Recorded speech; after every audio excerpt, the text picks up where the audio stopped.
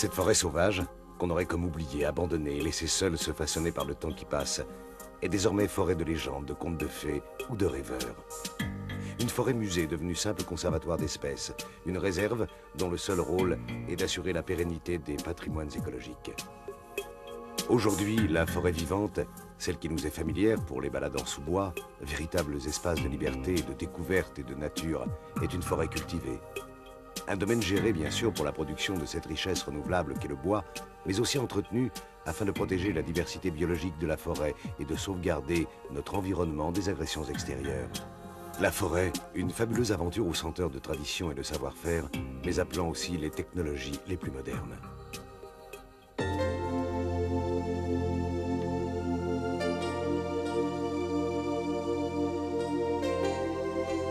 Il y a 300 millions d'années, bien avant l'arrivée de l'homme sur la Terre, la forêt est formée de fougères géantes et d'arbres portant écailles. Mais bientôt le froid succède au chaud et la végétation tropicale cède la place à la glace, entraînant ainsi la disparition de très nombreuses espèces végétales et animales. La forêt va alors au fil des années s'adapter aux variations climatiques, changeant en permanence de taille et de composition. Elle va se modeler peu à peu en se diversifiant, donnant ainsi naissance aux espèces que nous connaissons aujourd'hui.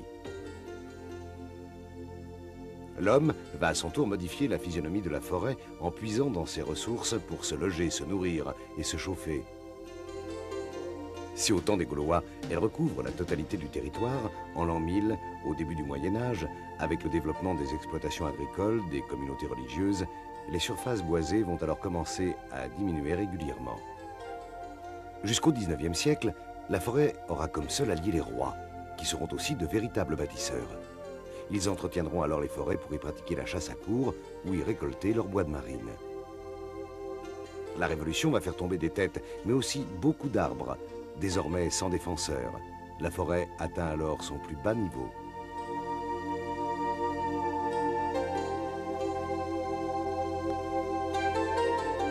« 1827, c'est la création du Code forestier et avec lui la volonté depuis plus de 150 ans de reboiser et pour la première fois de gérer la forêt pour mieux la protéger. Une mission confiée depuis 1966 à l'ONF, l'Office national des forêts, pour les forêts publiques. La forêt, ou plutôt les forêts, un écosystème complexe, un milieu naturel dans lequel coexistent en étroite symbiose végétaux et animaux, recouvre aujourd'hui un peu plus du quart de la planète. Si les forêts boréales et tempérées, principalement celles de l'hémisphère nord, comme la forêt française, continuent à augmenter, et ce contrairement à ce qu'on croit généralement, les forêts tropicales, elles, régressent de façon dramatique, de l'ordre de 15 millions d'hectares par an, l'équivalent de la surface de la forêt française. La forêt, une véritable usine écologique à l'échelle de la planète, qu'il faut aujourd'hui absolument sauvegarder pour que puissent vivre les générations futures.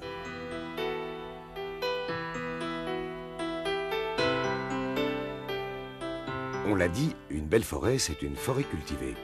C'est le rôle de la sylviculture. L'idéal pour le forestier étant d'obtenir un arbre au fût haut, droit et lisse. Un arbre sans branches, donnant ainsi un bois sans nœuds, un bois de valeur.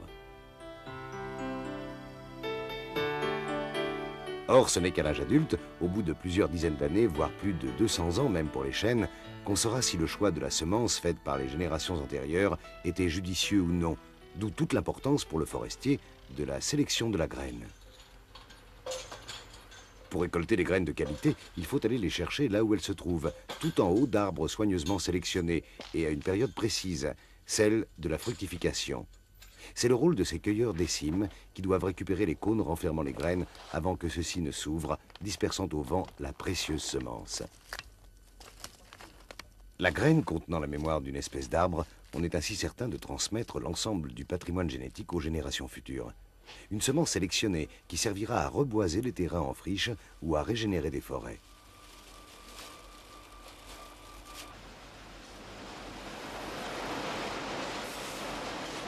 Ce qui est vrai pour les pins est vrai également pour les hêtres et leurs fruits, les faînes, ou pour les chênes et leurs glands, bien que pour ces feuillus, on ne fasse que ramasser les graines tombées à terre.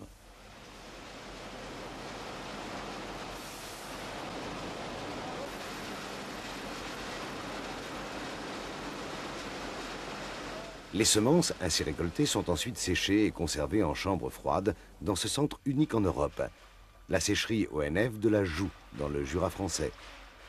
Des semences forestières sélectionnées et améliorées, permettant de constituer les forêts de demain à partir des meilleurs arbres et des meilleurs peuplements existants. Une autre technique, on le verra tout à l'heure, consistera à manipuler les gènes d'espèces sélectionnées afin de créer des arbres possédant des qualités nouvelles. Les plants, une fois obtenus, commencent alors pour le forestier un lent travail de fourmi qui va lui permettre d'accompagner les nouveaux venus pendant la première partie de leur vie. Puis viennent les opérations de nettoiement, consistant à supprimer intrus et tiges en surnombre afin de donner aux plus beaux sujets des meilleures conditions de croissance.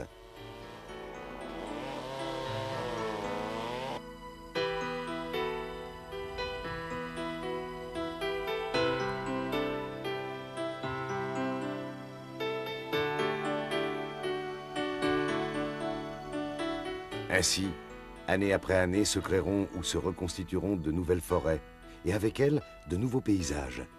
Un magnifique livre d'images que nous vous proposons maintenant de feuilleter ensemble.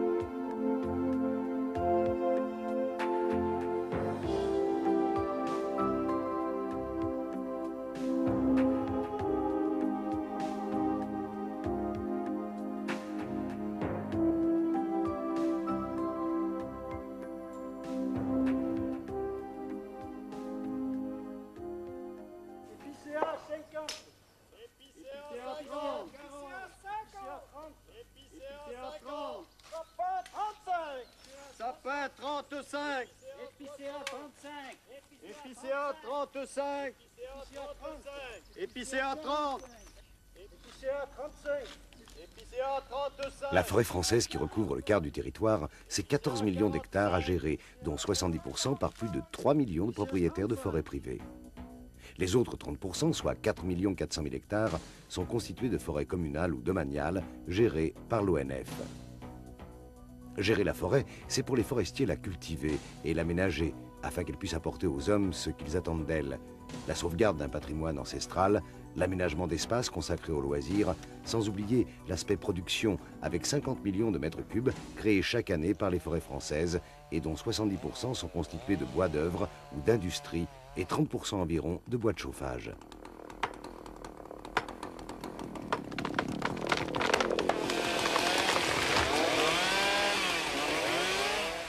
C'est dire qu'en matière de gestion forestière, écologie et économie ne sont pas antinomiques, bien au contraire. Et tout l'art va consister à harmoniser et à équilibrer les différents massifs forestiers entre eux. Ainsi, dans les régions très urbanisées et très peuplées, on privilégiera le rôle social et écologique de la forêt. Alors que pendant le même temps, dans les régions très boisées et souvent peu peuplées, c'est l'aspect économique et production de bois qui sera mis en avant par le forestier.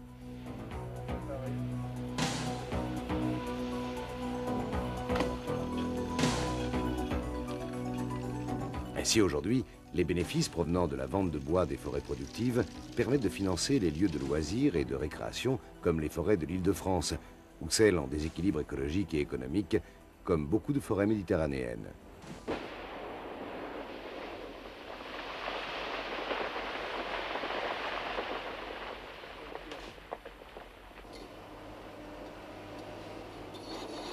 Gérer la forêt, c'est bien sûr aussi en assurer sa desserte.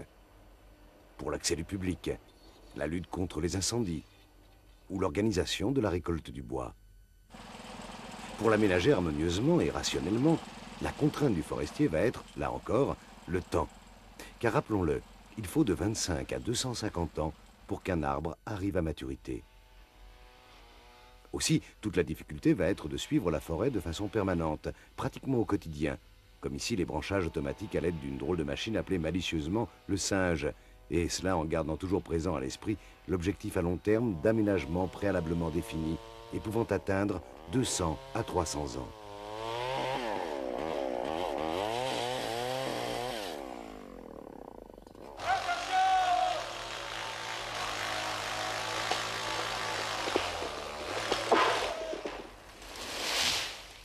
Reste la technique employée par le forestier pour parvenir à ses fins. Futaie jardinée, futaie régulière, taillis sous futaie. Mais une chose est sûre, pour qu'une forêt vive, il faut impérativement, soit en permanence, soit à période régulière, que des arbres jeunes remplacent des arbres vieux. Car qu'on le veuille ou non, une forêt qui vieillit, c'est une forêt qui meurt.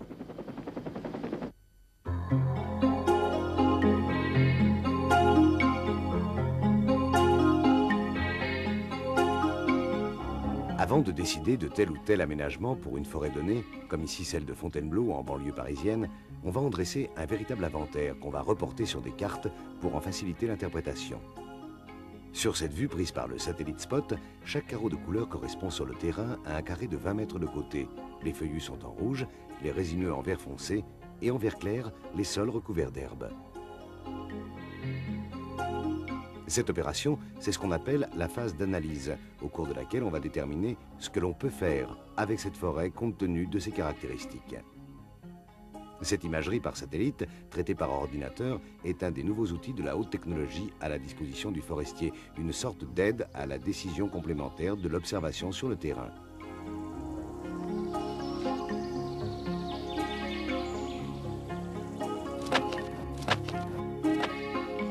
Cm de profondeur. Sur le pH.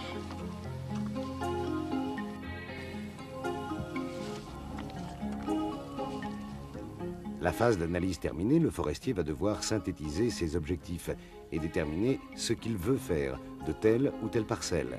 C'est le choix primordial de l'essence à cultiver et pour cela, là encore, il va bénéficier des acquis récents de la haute technologie.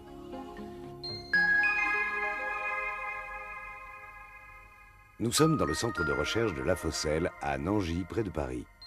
La sélection génétique pratiquée ici sur des arbres comme l'épicéa, le pin maritime ou le Douglas pour les résineux, le peuplier ou l'eucalyptus pour les feuillus, prend en compte différents critères. Rectitude du tronc, vitesse de croissance, qualité du bois, résistance aux attaques des insectes et des champignons ou adaptation à des milieux particuliers. Ici, par exemple, on va effectuer un prélèvement de méristème sur des microboutures d'arbres d'élite. Quelques centaines de microns, soit 30 à 40 cellules de tissu végétal. Ces tissus, sièges de division rapide et nombreuses, vont permettre de régénérer des milliers d'arbres de haute qualité pour le reboisement.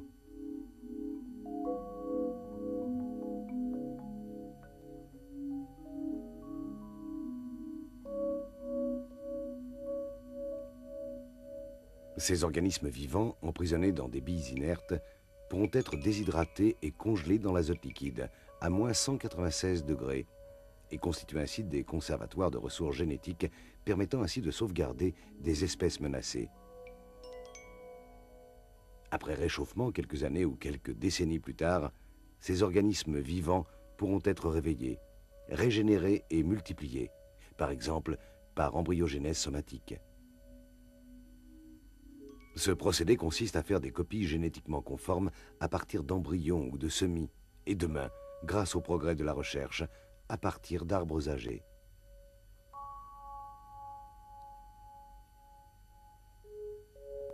Par manipulation génétique, c'est-à-dire par l'introduction de nouveaux gènes, on va pouvoir aussi conférer aux arbres des propriétés remarquables, comme la résistance à certaines maladies et à la sécheresse, et lutter ainsi demain contre la désertification.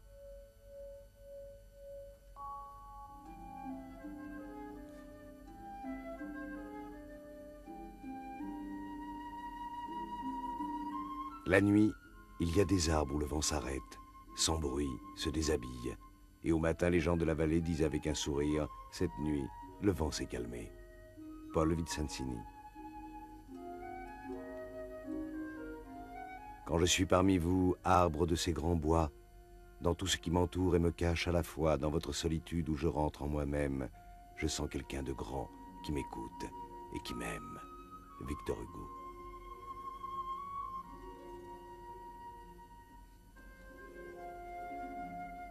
Jadis, les arbres étaient des gens comme nous, mais plus solides, plus heureux, plus amoureux peut-être, plus sages.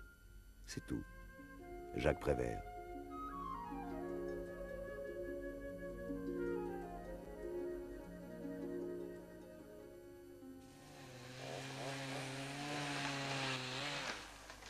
Article 25, forêt domaniale de Soucheton. Article 25. 280 000. 278 000, 276 000, 274 000, 272 000, 270 000, 268 000, 266 000, 264 000, 262 000, 260 000. 258 000, 256 000, 254 000, 252 000, 250 000. Oui. 250 000. L'article 25 est adjugé aux établissements Parisot. Article 26, forêt domaniale de Soucheton. 170 000, 168 000, 166 000, 164 000, 162 000, 160 000. 158 000, 156 000, 154 000, 152 000, 150 000, 148 000, 140 000. La vente de l'eau aux enchères descendantes reste aujourd'hui encore pratique courante pour les agents de l'ONF, le premier vendeur de bois en France avec 40% des bois commercialisés pour une valeur annuelle de 3 milliards de francs.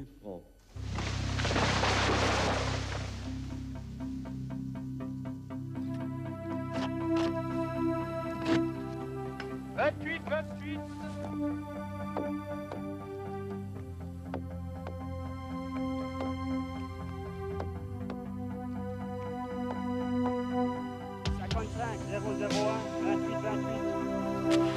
Aujourd'hui, 70% de la récolte est constituée de bois d'œuvre pour le bâtiment et l'ameublement et de bois d'industrie pour les panneaux et le papier.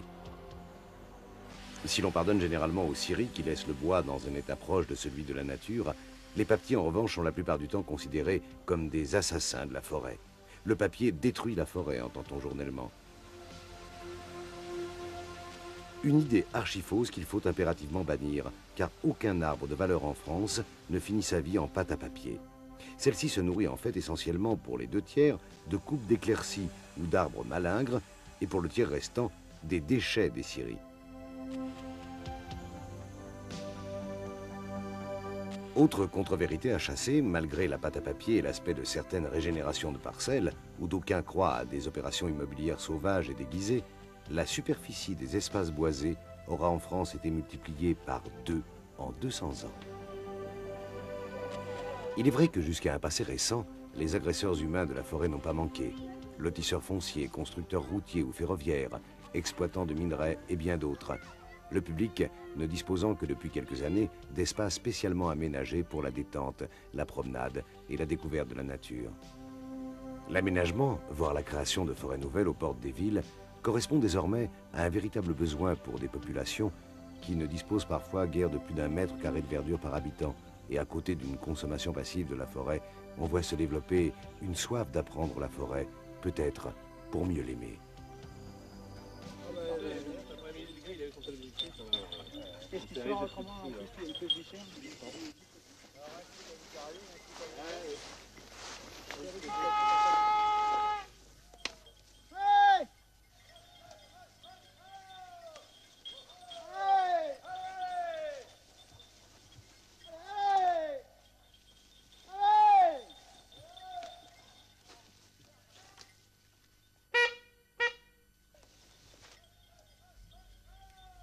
À côté des 89 espèces d'arbres existants dans les forêts françaises, il y a bien sûr la flore très diverse, mais aussi la faune, les animaux de la forêt qu'on appelle sauvages. On en dénombre plus de 6000 espèces. Les cerfs, les biches, les chevreuils ou les sangliers pour les grands mammifères sont de plus en plus nombreux. Et pour la sauvegarde, voire la pérennité même des forêts, la mise en place de véritables plans de chasse est devenue nécessaire. La régénération, c'est-à-dire le renouvellement de la forêt, ne peut en effet se faire que si un certain équilibre faune-forêt existe. Or aujourd'hui, cerfs comme chevreuils n'ont plus de prédateurs naturels. Pour l'ours, le lynx ou ici le grand tétras par exemple, il s'agit là d'espèces protégées, car en voie de disparition, et toute chasse en est bien sûr interdite. Gérer la faune, cela signifie ainsi protéger les espèces rares ou en déclin, et à l'inverse, limiter les espèces en surnombre qui endommagent les forêts.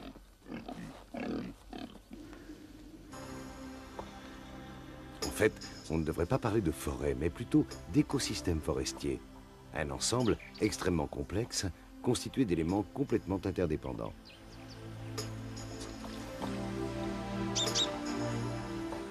Un monde extraordinaire en forme de décor, fait d'un sol, d'un climat et de saisons. Un décor dans lequel se mêlent et cohabitent une multiplicité d'organismes vivants, grands et minuscules, animaux et végétaux, avec eux aussi leur rythme, autant de scénarios variant à l'infini.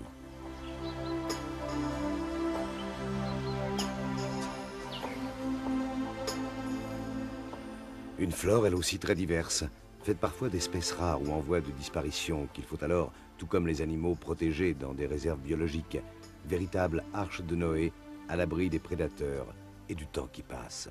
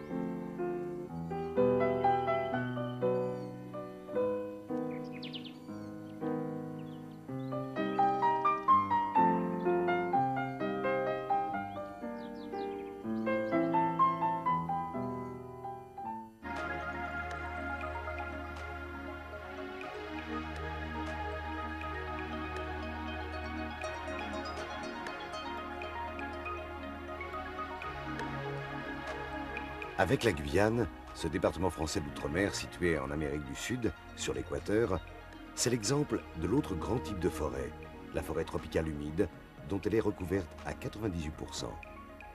La Guyane, c'est en fait un fragment de l'immense forêt amazonienne primaire, qui au Brésil tout proche notamment, a subi des dégâts très importants, et certainement pour longtemps encore irréversibles, avec un taux de déforestation estimé à près de 30 000 km², soit pas loin de 1% de sa surface par an. Heureusement, en Guyane, on n'en est pas là. Forêt, faune et flore y conservent aujourd'hui encore toute leur splendeur, comme leur caractère sauvage et naturel, un véritable réservoir génétique qu'il faut impérativement sauvegarder.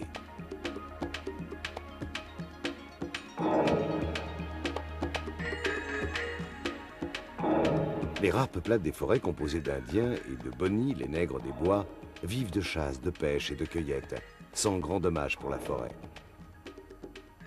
Aujourd'hui, la forêt guyanaise se veut l'exemple en matière de gestion d'une forêt tropicale humide, en transposant ici les méthodes d'aménagement des forêts tempérées. Dans le nord du pays, en bordure littorale, aménagement et récolte dirigée de bois, tout en maintenant la biodiversité. Dans le sud, protection et étude du milieu avec la création de réserves biologiques domaniales, de réserves naturelles et d'un parc national.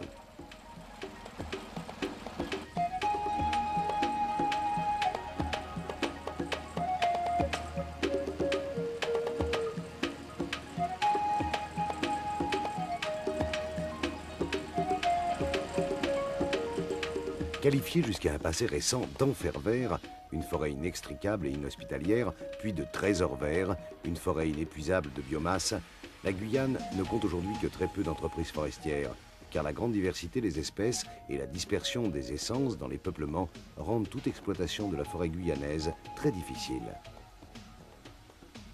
Cette déforestation massive en Amazonie toute proche, comme en Indonésie, au Zaïre ou au Congo, commence à inquiéter la communauté scientifique internationale qui, depuis quelques années, multiplie les conférences à l'échelle planétaire, sans pour l'instant de véritables progrès tangibles.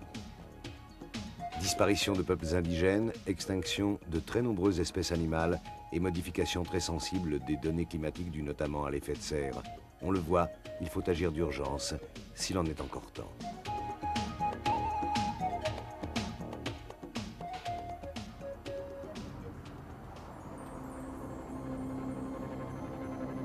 Comme tout organisme vivant, la forêt est en permanence exposée aux maladies et à toute une série d'agresseurs, naturels ou d'origine humaine, comme ici les feux de forêt. Un véritable fléau à l'échelle de l'Europe méridionale qui voit ainsi chaque année plus de 500 000 hectares de maquis, de garrigues ou de forêts, dont près de 10% en France, partir en fumée.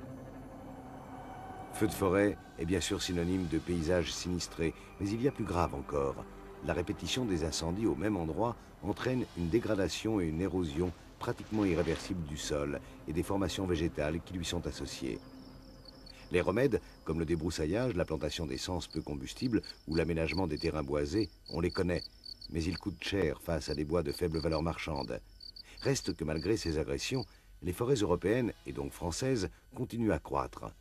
Autre fausse idée reçue, elles n'ont jamais été aussi belles, et ce malgré les sempiternelles alertes aux effets de serre et autres pluies acides qui menaceraient nos forêts.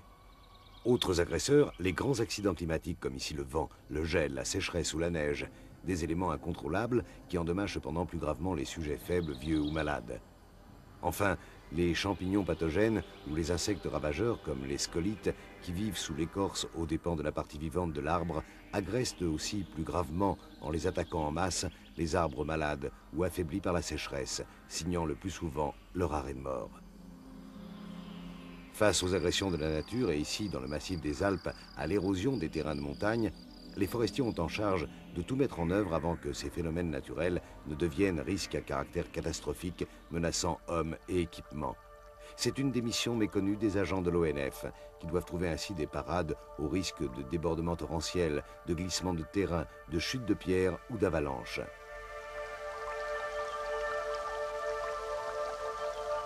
Les remèdes à cette érosion des sols sont bien sûr du domaine du génie civil, mais aussi du génie écologique, avec l'installation ou le rétablissement du couvert végétal, le plus souvent forestier, par reboisement, engazonnement ou embroussaillement.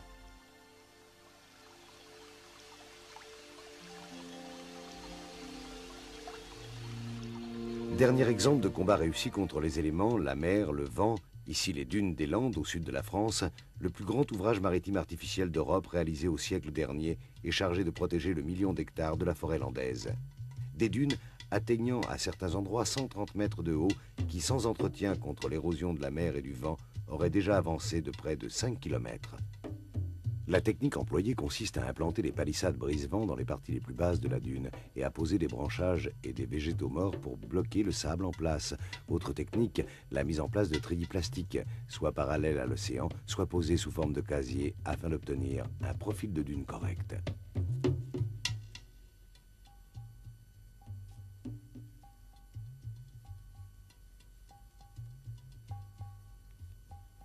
La restauration des torrents de montagne, comme celle des dunes des Landes, sont deux exemples très significatifs de ce que parvient à faire l'intelligence de l'homme pour dompter les éléments naturels et redonner vie ou conserver intact un site naturel, un paysage ou une forêt. Ainsi, les forestiers protègent, gèrent et enrichissent le patrimoine reçu du passé. Aujourd'hui, ils tentent de percer les secrets des écosystèmes et les mystères intimes de ces êtres vivants, afin de faire de ces forêts des lieux de richesse et de vie, mais aussi de transmettre, dans les meilleures conditions possibles, ce formidable trésor aux générations du 3e millénaire. Les forêts précèdent les peuples, les déserts les suivent, écrivait Chateaubriand. Il s'agit bien d'inverser cette prédiction.